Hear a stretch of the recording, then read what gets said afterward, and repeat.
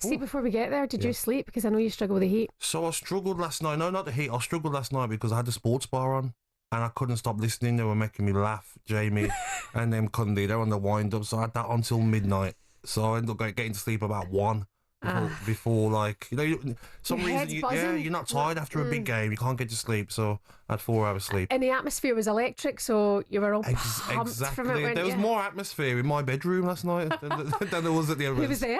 Well, I can't say that. No, mate, honestly, I was disappointed. I think so many people were disappointed with Arsenal's performance last night, and we'll get to the fans in just a minute. But start with the game. I mean, did you not expect a wee bit more? I think I expected a lot more from Arsenal. I think they had moments in the game. I think they had 2 great chances where they probably score if it wasn't for Donnarumma. The size of him, especially the Trossard one, I thought that was a guaranteed goal past most keepers. Great save. Martinelli's chance, great save. It's because he's so big, Shebahn. Makes it so harder for the players to score past him.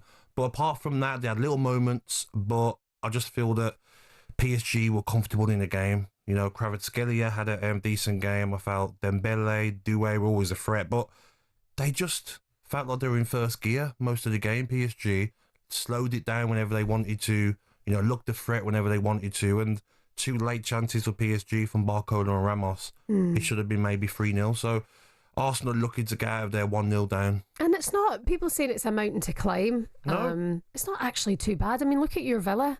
They gave PSG a right run for their money in that second leg. Yes, the only problem is that I've been to the PSG's away game. Yeah, Parc des Princes. The away ground, part the Paris. You get suffocated there. Man City got absolutely destroyed there. Liverpool got destroyed and got a lucky 1-0. Villa, we couldn't get our own half. Could have been 4 or 5 in that game. So I fear for Arsenal going there because I feel like they've got an extra gear, PSG. I mean, that home advantage is going to be so tough for Arsenal. Do you think Mikel Arteta said it going into the game?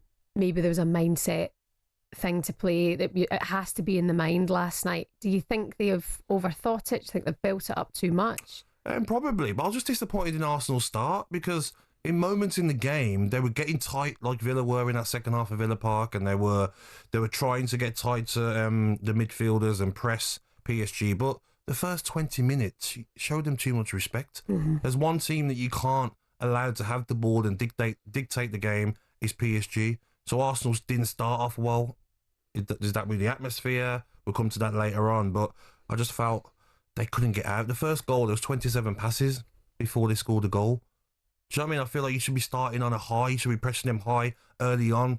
Get your marker in the game. So very poor start for Arsenal. Well, if you missed Arsenal fans that stunned after a lovely strike from Ousmane Dembele in the 4th minute of the game, didn't really recover from that point. PSG remained in reasonable control for the rest of the game. A couple of great saves from Donnarumma, as Gabby mentioned, keeping the visitors in front, leaving Arsenal with it all to do in Paris next week. And Mikel Arteta was asked last night where it all went wrong for his side.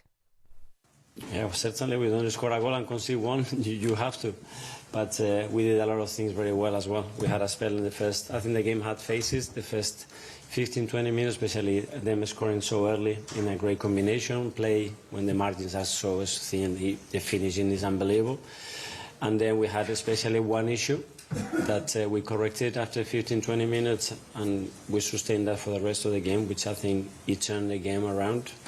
And you want to win the Champions League final, you have to do something special, and we're going to have to do something special in Paris to be there. So they're going away to Paris next week. Gabby, do you agree with Mikel? They actually did a lot right. It wasn't massively miles off it. No, they weren't at their best, of course. But like I says, after 25 minutes, they were the better team for 20 minutes before half-time. Second half, PSG sort of let the game die. They were controlling midfield. I mean, the midfield three just controlled the game.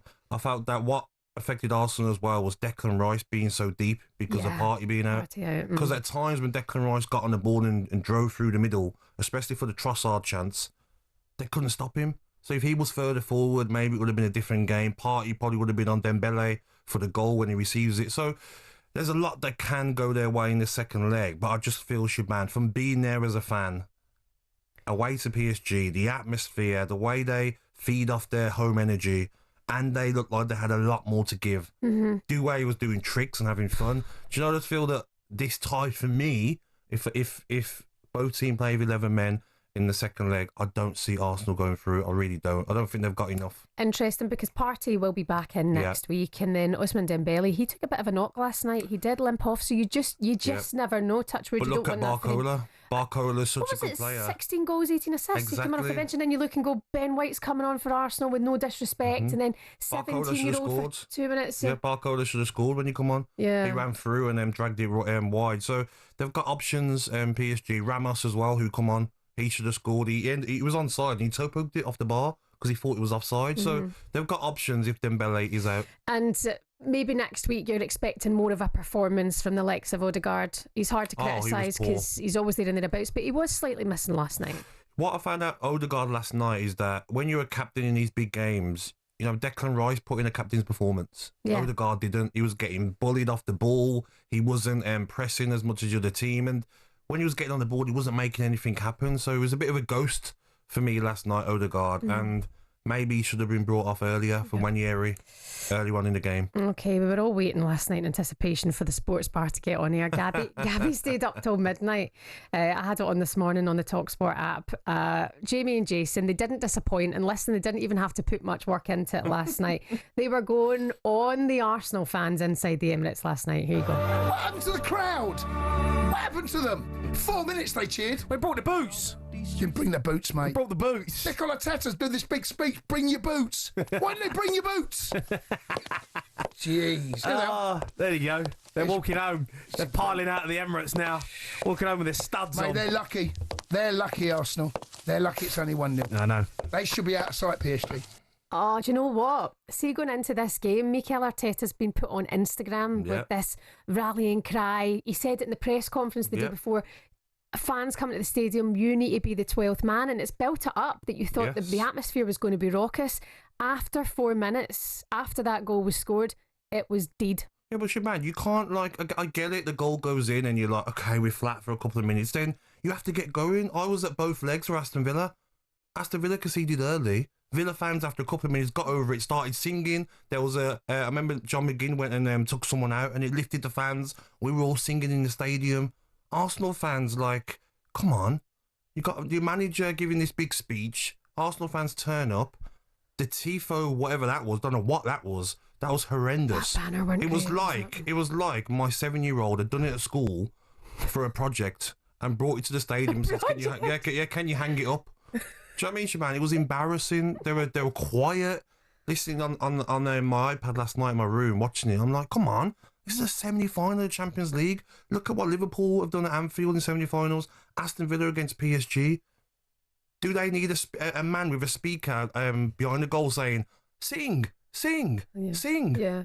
That's the thing, and that's the thing about the PSG ultras as well. They'll take the party wherever they're going. Before the game, they were loud. I feel the PSG fans intimidated the majority of the Emirates as well, and everyone was just kind of sitting there watching. Maybe not everyone, if you were belting your lungs out, trying to cheer your team along. But I've not actually seen in a Champions League semi-final the amount of arms up in the air trying to G up the crowd from players and from the manager as well. I felt that they were trying so hard to get the crowd on. It makes it embarrassing for the Arsenal fan base that they need Odegaard every second. Raya was doing it, the manager was doing. But what I would say is that maybe Odegaard put in a performance to lift the fans a little bit. Because he's always a cheerleader, he's always going like this and waving his arms What's up. He doing? Do that bit. This one, he's like, come on, ride it, cowboy. Yeah. And if you're an Arsenal fan, you're like, no offence, Martin, but maybe you can do something to lift us because you're not having the greatest of games, the greatest of seasons.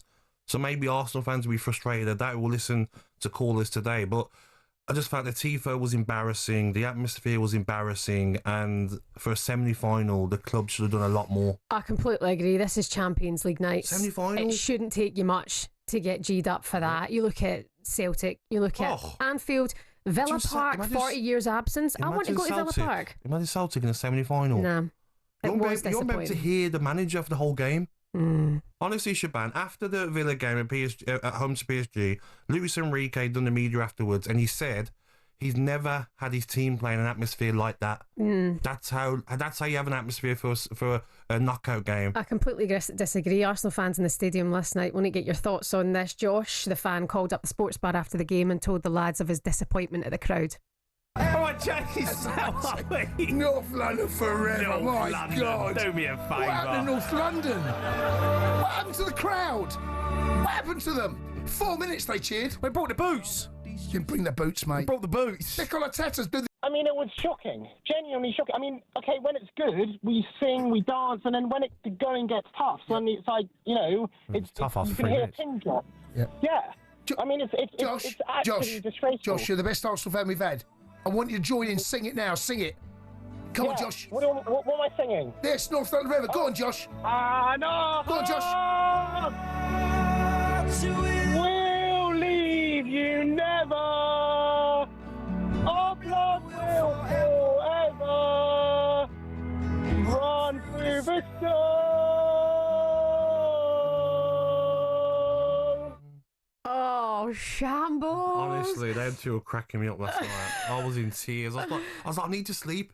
Guys, stop. And then they just carried on and carried on. 81089 03717 223344. Arsenal fans, we can hear from you this morning. What happened last night? Why was it so quiet at the stadium? You just shooketh after that goal in the 4th minute from It was Dembele. Shebahn. It was like there was 60,000 fans in corporate.